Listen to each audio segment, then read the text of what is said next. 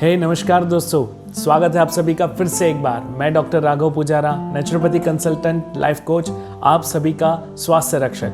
दोस्तों, last video में हम पेन नाम के अपने मित्र से मिले थे। आपने वो वीडियो नहीं देखा है तो ज़रूर देख लीजिए। हमारी चैनल को सब्सक्राइब कर लीजिए अगर आपने इस चैनल को सब्सक्राइब नहीं किया है तो अब तक। और आज हम ऐसे ही एक नए मित्र से मिलने वाले हैं जिसका नाम है फीवर। चौंकिए मत, ऐसी तो बहुत सारी मान्यताएं हैं जिसको हम घर करके बैठे हैं हमारे दिमाग में। फीवर भी हमारा मित्र है, ये जानकर भी आश्चर्य ज़रूर होगा, लेकिन जी हाँ दोस्तों, फीवर हमारा मित्र है और साल में एक बार इस मित्र से तो मिलना ही चाहिए। आजकल ये बहुत समय से मान्यता हो गई थी कि बुखार आना ये एक बहुत ही गलत बात है, अच्छी बात नहीं है, और हम तुरंत ही बुखार को कम करने के लिए गोली ले लिया करते हैं। पैरासीटामोल जनरली लिया जाता है। तो ये इतनी सहज हो गई है पैरासीटामोल, इससे पहले शायद हम मित्र मानते होंगे, लेकिन ये शत्रु मानने का जो काल है वो तो इस पैरासीटामोल के जन्म के कुछ टाइम के बाद ही हुआ है, और ये एडवर्टाइजमेंट के जरिए इसे फैलाया गया है। It's like a scam. इसे फैलाया गया है, हमारे दिमाग में ये घुसाया गया है कि बुखार आए तो तुरंत ही पैरासीटामोल ले लो और उसे ठीक कर लो। दोस्तों, बुखार क्यों आता है, किस लिए आता है, क्यों हमसे मिलने के लिए आता है बुखार, ये हमें समझना चाहिए, उसके बारे में जानना चाहिए।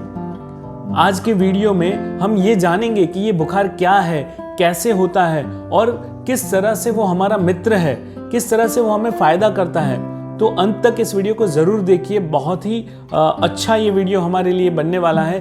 हेल्दी रहने के लिए हमें ऐसी कई सारी मान्यताएं जो हमारे दिमाग में हमने घर करके रखी है, उसे तोड़ना होगा, उससे बाहर निकलना होगा। ये कोचले में से हमें बाहर निकलना होगा, तब जाके हम नेचुरली हेल्दी रह पाएंगे। तो आज हम बहुत ही सरल भाषा में जानेंगे कि क्या है फीवर और किस तरह से वो हमें फ़ायदा करता है। दोस्तों, पेन किलर गोली की तरह ही आजकल ये पैरासीटामोल इतनी ही इजीली हमारे शरीर में जा रही है। हमें लगता है कि ये बहुत सेफ मेडिसिन है, लेकिन कोई भी एक्स्ट्रा केमिकल हमारे पेट में जा रहा है तो डेफिनेटली वो अच्छी बात नहीं है। हमारे पेट के लिए जो बना है, जो कच्चा आहार है, जो रोटी सब्जी हम रेगुलर में खाते हैं, वही हमारे लिए सेफ है। कभी आपने किसी किडनी पेशेंट को देखा है? किडनी पेशेंट को कभी सुनिए ध्यान से, उसके पास बैठिए, वो बताएंगे कि क्यों नहीं लेनी चाहिए ये पेन किलर गोलियां या पैरासीटामोल जैसी गोलियां, फीवर की गोलियां क्यों नहीं लेनी चाहिए। इतनी परेशानियां होती है, एक बार उनके पास बैठ के समझिए। दोस्तों, आज हम बात करने वाले हैं फीवर के बारे में। उसको सहजता से समझने के लिए मैं एक एग्जाम्पल देता हूं। भगवत गीता में भगवान श्री कृष्ण ने 13वें अध्याय में क्षेत्रज्ञ विभाग योग, इस अध्याय में शरीर को, हमारे इस शरीर की तुलना क्षेत्र यानी कि खेत के साथ की है, और ये एग्जैक्टली परफेक्ट मैचिंग है। आप देखेंगे तो खेत में बहुत सारी फसल होती है, और वो फसल को सिंचाई करने के लिए, पानी देने के लिए एक व्यवस्था बनाई जाती है। वो जो रास्ते बनाए जाते हैं वहीं से उसको पानी और खाद ये दोनों दिया जाता है, जिससे हर एक पौधे को न्यूट्रिशन मिलता है और हर एक पौधा अपना काम कर सकता है, अच्छी तरह से वो पनप सकता है। उसे सूर्य प्रकाश चाहिए और पानी चाहिए।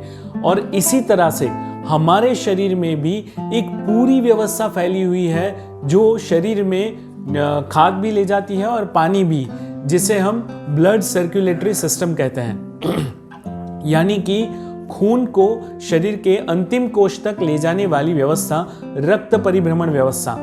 जैसे खेत में एक बोरवेल होता है जो पानी जमीन में से निकाल के देता है और पानी को फोर्सफुली मोटर के द्वारा पूरे खेत में पहुंचाने की व्यवस्था होती है, उसी तरह से हमारे शरीर में भी हार्ट नाम का एक यंत्र दिया हुआ है, जो हार्ट हमारे शरीर में से पंप करके पूरे शरीर में ब्लड को पहुंचाता है।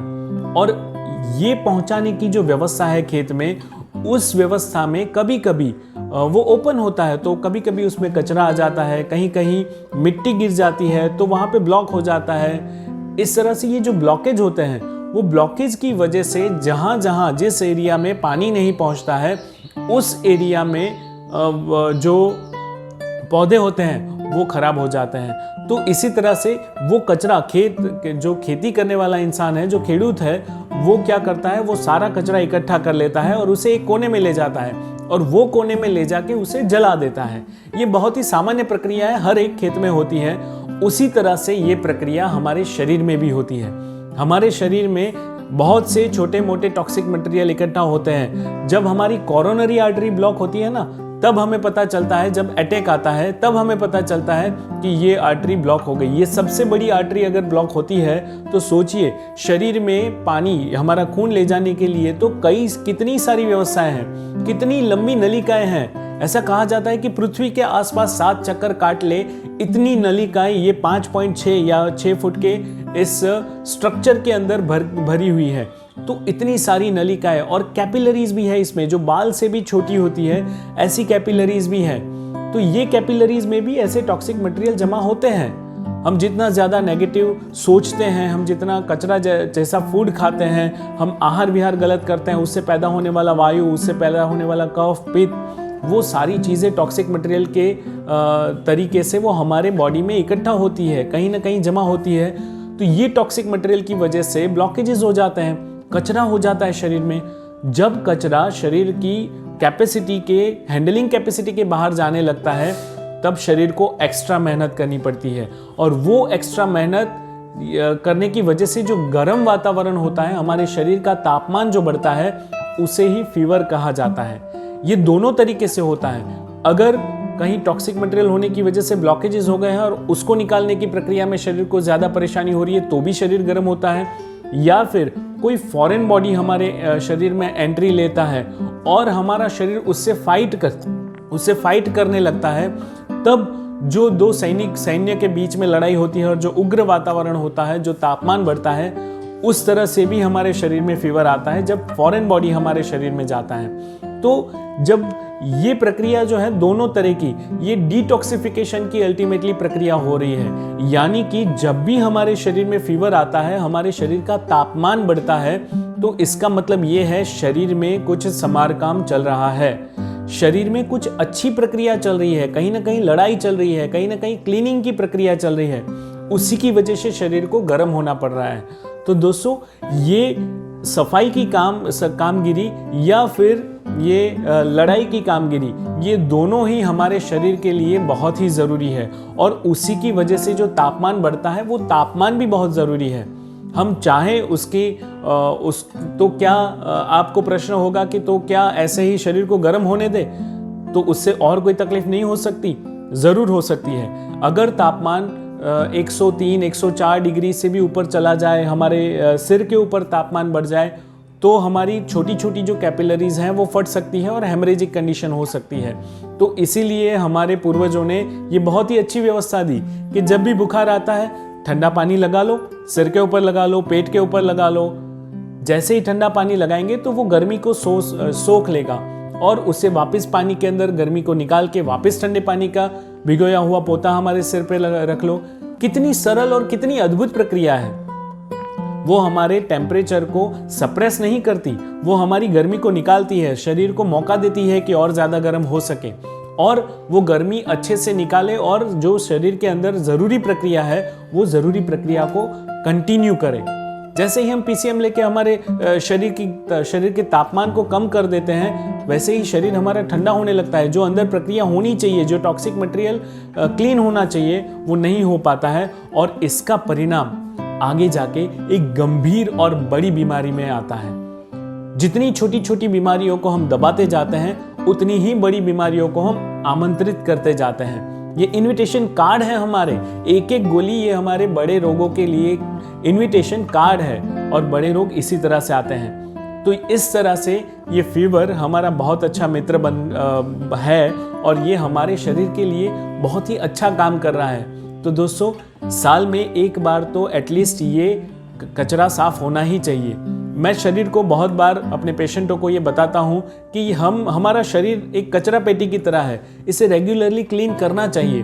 अगर हम क्लीन नहीं करते हैं तो हमारे शरीर में कचरा सड़ जाएगा, कचरा बदबू मारने लगेगा, तब जाके हमें पता चलेगा कि ये बहुत कुछ सड़ गया है। तो इसे रेगुलरली क्लीन करना चाहिए। और ये क्लीनिंग की ही व्यवस्था कुदरत ने रखी हुई है, जिसका नाम है फीवर।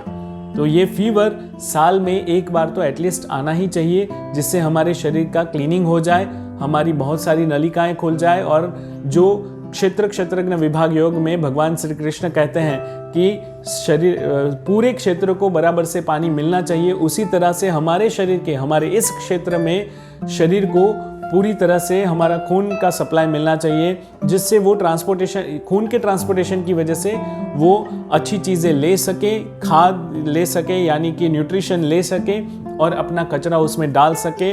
इसके लिए फीवर बहुत ही ज़रूरी है। तो दोस्तों, ये हमारा मित्र है, बहुत ही अच्छा मित्र है।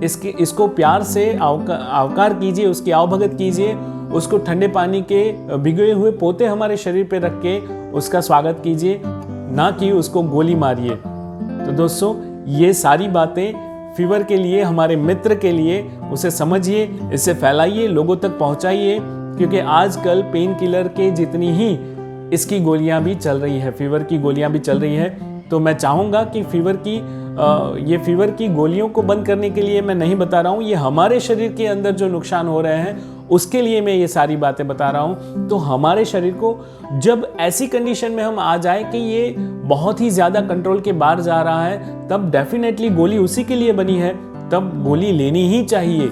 ये गोली लेना कोई गलत बात नहीं है, लेकिन कारण बिना ऐसे ही तुरंत ही गोली ले लेना ये अच्छी बात नहीं है। तो जिसका जन्म जिस कारण से हुआ है, जिसकी जहाँ पे ज़रूरत है, उतनी ही मात्रा में उसको उसी समय पर, योग्य समय पर लेना चाहिए। ये मेरा मानना है। और मैं चाहता हूँ कि आप सब भी इसी तरह से अपने शरीर के साथ बिहेव करें, अपने शरीर के साथ व्यवहार करें, तो आपका शरीर जो स्वस्थ रहने के लिए ही बना है, वो स्वस्थ रह पाएगा। और स्वस्थ रहने में उसको बहुत ही अच्छी मदद भी मिल पाएगी हमारी ओर से। तो दोस्तों, इसी तरह से स्वस्थता की ओर बढ़ते रहिए, मिशन हेल्दी में जुड़ते रहिए, लोगों को जोड़ते रहिए, नेचुरली हेल्दी रहने के लिए लोगों को इनविटेशन दीजिए, आप उन्हें आवकारिए और ये माहितियाँ सबको पहुँचाते रहिए, फैलाते रहिए। नेचुरली हेल्दी रहिए, स्वस्थ रहें, स्वस्थ बने, स्वस्थ रहें। धन्यवाद आप सभी का हमारे साथ जुड़े रहने के लिए। Thank you very much.